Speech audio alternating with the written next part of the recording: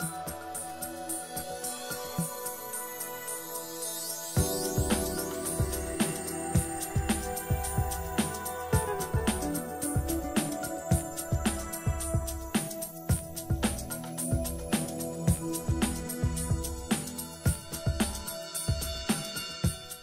think a good smile will get you a better job. I'm really convinced that the kind of rapport that you can create with people with a very frank and honest smile, and especially in the beauty industry, let's not consider that when you apply for a beauty job, what you look like and the confidence that you display, especially through your smile, is very important. Good morning, everybody, and welcome on this lovely sunny day. Will a good smile get you a better job? That's something we're going to investigate, and I'm delighted that Alice Hart-Davis, a long-time supporter of CEW and friend, is going to facilitate the meeting for us today. I better start with a big smile, seeing as that's what we're talking about this morning. And we know that a smile is something that costs nothing, but it can be a valuable asset, because not only can it get you a better job, as we've learned in recent news stories, but that smiling can actually help you live longer.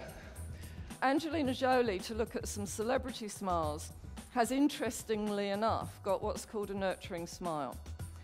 It looks very kindly, it's got a slightly motherly look to it. Now, Cheryl came up numero uno, but I have to say this is a pretty wonderful smile, and it's a smile that would work in the workplace as well. Several reasons, if I can just briefly explain. Number one, she manages to smile without narrowing her lips, and that also gives it a mixture of a slight pout as well, which makes it sexy as well as friendly. So it would almost appeal to the men and the women equally.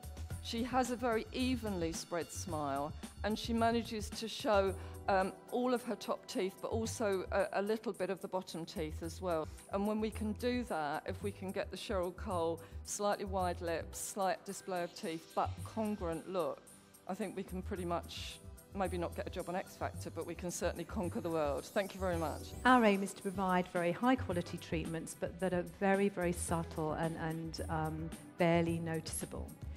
So what we're trying to do is just restore a little bit of that volume, just so that, again, everything, that ratio is restored, and again, we are perceived as being attractive again. Ultra Smile is a smooth formulation of hyaluronic acid, and it's been specifically designed to treat the lip area. It's a very small volume, so you don't get any of that trout pout.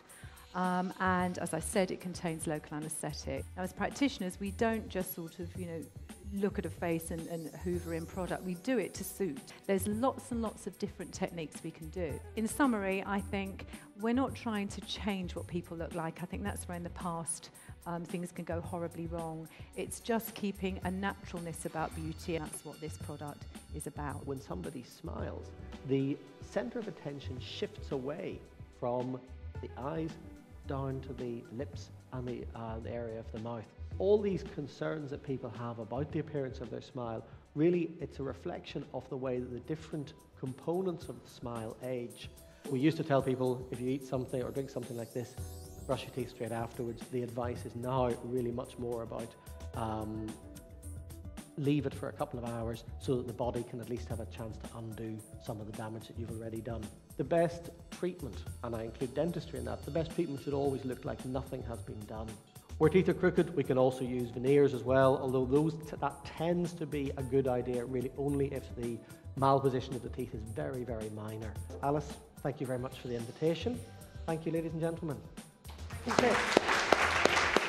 So, if you want to prep your lips at home, just put loads of lip balm on, leave it to soak in for a couple of minutes, and then actually remove it with like a coarse flannel, or actually an old toothbrush is brilliant, and then put loads more lip balm on and just leave it, and then floss off any excess, and then you're ready for your bright lip colour. And the next most important thing is definitely a lip liner, because I think the wonderful thing about a bright lipstick is the contrast between sort of the pale skin around it and then that nice crisp line and then the bright lipstick really draws your eye to the mouth. And always use a lip brush, invest in a good one. If you spend that little bit of extra time getting it absolutely perfect, then you won't have to spend so much time for the rest of the day when you're reapplying.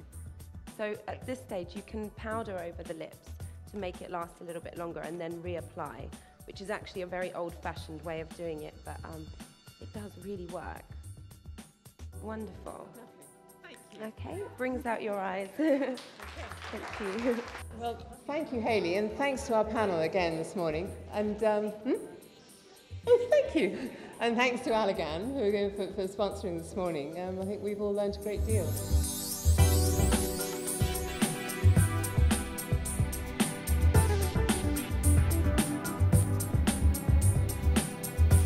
I must say I would rather go for the Julia.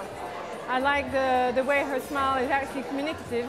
I just love her set of teeth, and her smile is not only the story, it's also her laugh that goes with it. I think she's also very natural in the way she looks and the way she comes across. So I go for the natural look. Well, I now know that Angelina has what you call a nurturing smile, but I still think Julia, that smile is just dazzling. So I'm afraid I'm a Julia girl. I think she's got a beautiful smile and a lovely laugh.